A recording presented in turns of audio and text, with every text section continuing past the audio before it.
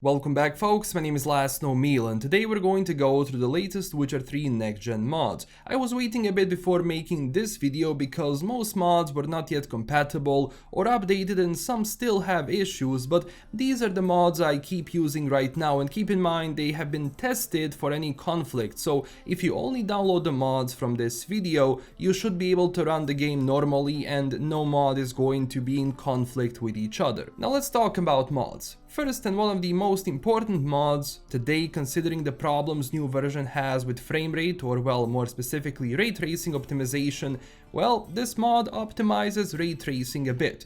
What it does, it basically optimizes ray tracing for lower RTGI performance costs, meaning that this should potentially give you more frames in the game. It won't do magic, but I got at least 5 to 7 more frames in Novigrad, and most of the world, itself got me even more frames. Now, of course, you do have a couple of versions here. You have the performance mod version, which I'm using. You also have quality and ultra version of the mod, which increases RTGIE cost, but theoretically should give you more frames than without it.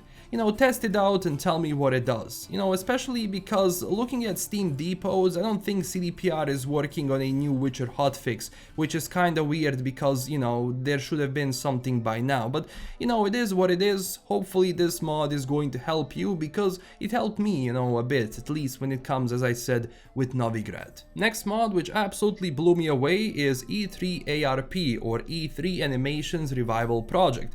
This mod does exactly what it says. It takes animations from walking, running, jumping, fighting, dodging and rolling from E3 2014 demo and includes it into The Witcher 3. Now, as you can see here, Geralt is going to move differently than in the base game, and animations like jumping, fighting and dodging are working much better, meaning that at least on the fighting side, closing distance between you and the enemy, as well as, dodging incoming attacks has been, a lot more enjoyable. Of course, it has some bugs here and there, and some stuff like sword running is still a work in progress, but overall, amazing mod. This took modders a lot of time to create, and passion can definitely be seen. Keep in mind this mod is problematic for other mods like Scar, E3IG, E3GG, VGX Swordwalk and such, so they will not work properly. Basically, script mods are okay with this, but any animation mod can possibly break and collide with this one, so just be careful. Next up is Raven armor set for next gen. Personally, I'm a big fan of this design, and even collecting it can be fun. Armor is medium weight and it gives proper resistance from most damage and adds some critical hit damage bonus with some psi intensity. Now, to craft this, you will need to have Blood and Wine expansion with Hearts of Stone as well, for two reasons. First off, diagrams for this can be bought from Lazare, aka Grandmaster Smith in Beauclair in Toussaint. So after you go here and you buy the actual diagrams, you will have to go back and talk to Ofieri Merchant Dula. When you get to him, there will be a new item called Khorinis Ore, and for all of the Gothic fans out there, yes, this is the ore from Khorinis, a very cool Easter egg. If you don't see the ore, go to another region on the map, meditate 24 hours and go back again. Once you have the ore, which is only needed for the chest piece, go back to Lazare and make the armor itself. It's going to cost you a bit, but if you know most of the crafting requirements, if you have that, then it's not going to be a problem. The set itself and the armor is pretty cool, and when it comes to quality of the design, again, it's amazing. After Raven armor, let's talk about names. Well, there is a mod which changes and fixes names from various important or semi-important characters and traders in the game to replace their placeholder names, like for example Nilfgaardian Officer, into their proper name, like this one for example. Very cool to have since it will help you remember names more easily, and it's just a small thing which I always use with my mods. And in complement to that mod, we also have Grammar of the Path, which handles various grammar fixes and mistakes and adds certain removed journal entries like I showed you here. Can't show you every character because, well, there could be a major spoiler because journal kinda keeps tracks of major quests that you had in the game, so without going too far into details, well, this is what it does. Next smaller mod is called Weight. And what it does, it makes runes, glyphs, repair kits, dyes and quest items weightless. Other stuff like weapons, armor, junk and horse items will still have that weight. Small mod but useful considering weight can sometimes be problematic in this game depending if you hoard a lot of items with you. Next mod is buy from Alchemy menu. This mod enables you to buy alchemy ingredients if Herbalist has it without switching screens, just like you would for armor and weapon materials. This feature is, I believe, not available in base game unless you were using a mod which has that feature by default. So if you don't use like Friendly Hood or something similar to it, which I believe comes with this feature, then just download this mod and make your life a lot easier. Now let's talk about bears. Well, game sometimes doesn't have a huge variety of them, or at least, spawn will be very low in variety with colors and so on. That's why this mod adds more variety for bears, or at least 20 new variations as the mod says. So I recommend this mod for more variety within the game itself, at least when it comes to bears. Speaking of Roach, another mod we will install for her will be OMDs Roach Improved. This mod won't touch animations or Roach or anything close to it, but it will increase stamina of the horse so you can ride for longer, amount of time, and improve horse panic when you add blinders. It will also increase horseback capacity and horse saddle stamina depending on which one you have equipped. Very useful mod that you can play around with. Another utility mod is next gen indestructible items. Optional one depending if you find repair and equipment degradation annoying. I don't mind it, but later on it becomes annoying, so this mod will stop that from happening ever again. Now listen up. How many times did you go to a trader, start selling stuff only for him to have like 20 orens or crowns?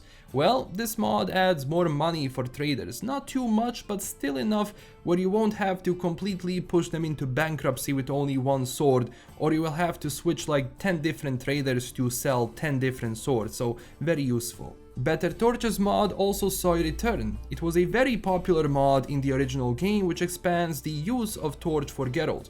Without this you can't cast signs or fight or ride Roach with a torch on, which is kinda dumb, but with this mod that is fixed. As you can see, Geralt is now capable of doing that properly. With new graphics, Torch can be very immersive, but it's sad that the original use is so limited. That's why this mod is amazing, because going through caves and all of that can be very immersive and a lot of fun. Next mod is called Enhanced Water, which will optimize and adjust how water looks in the game, making it a bit more clearer and nicer, even though, the original water in the next gen with its graphics looks very much alright, but this pushes, water particles and how water behaves just a little bit more, and is my personal preference. Speaking of water, do you find it annoying that Geralt can't jump in shallow water, which makes sense from, IRL perspective, but can be annoying in game? Well, this mod will enable jumping in shallow water for Geralt, and you can move around faster.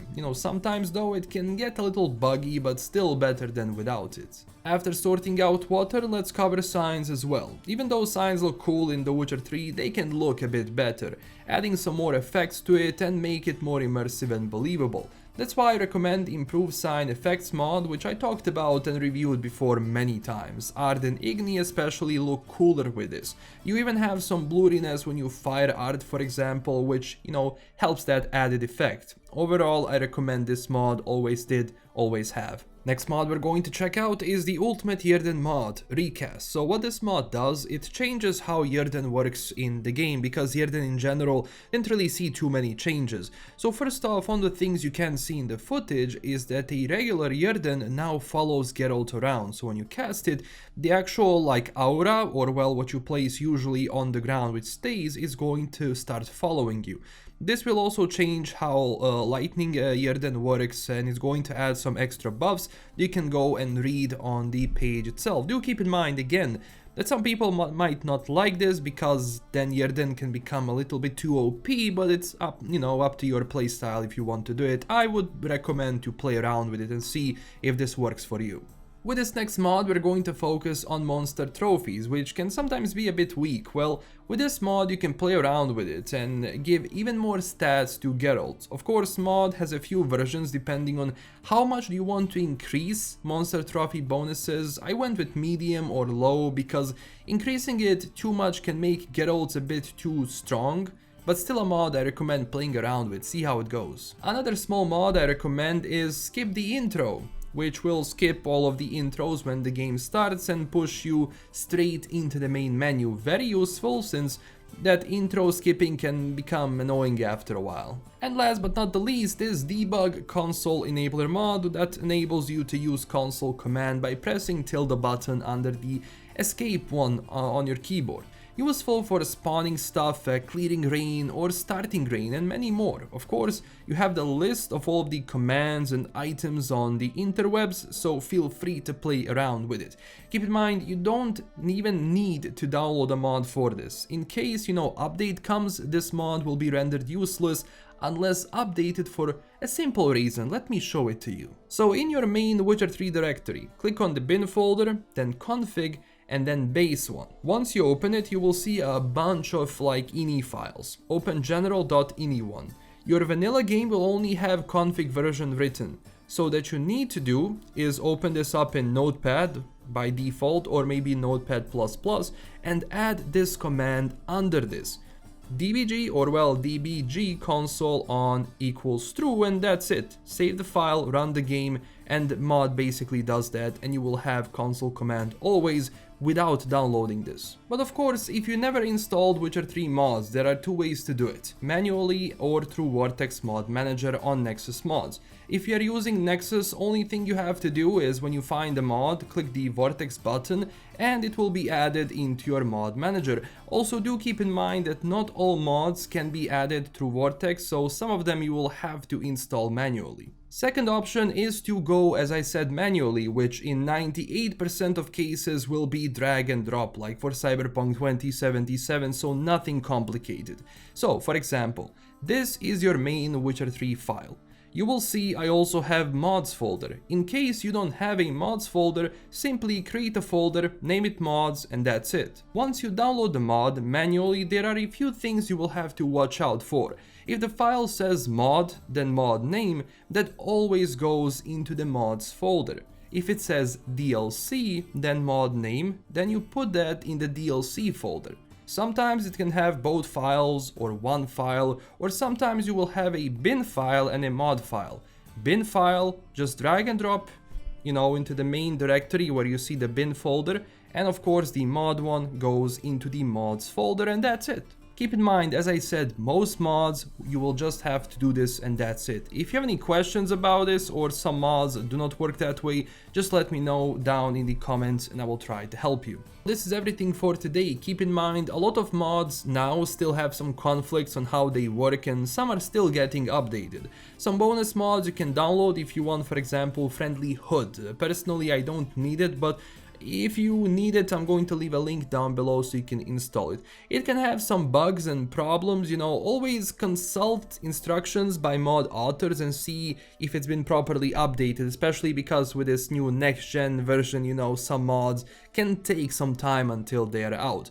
But of course, if you don't want to wait, you can also download these mods manually and that's it. Because Witcher is not so modding friendly, or at least not so easy when it comes to implementation like Cyberpunk, so more mods can potentially have a lot more conflicts and problems. I will make more modding lists videos for The Witcher soon, as soon as other bigger mods are also updated. So let me know down below which mod would you like to be featured that wasn't featured here or maybe in my previous videos. And check out, as I said again, my previous modding videos. But keep in mind, some of those mods are still not updated to the latest next-gen version. If you enjoyed this video, click that like and subscribe button for more, and join our community on Twitter and Discord. Also, huge thanks to my current Patreon supporters. And if you wanted to support the channel in an extra way, you can visit Patreon or join directly through YouTube. This is LKM signing out. Stay classy everyone, and I'll see you in another video very soon. Bye bye.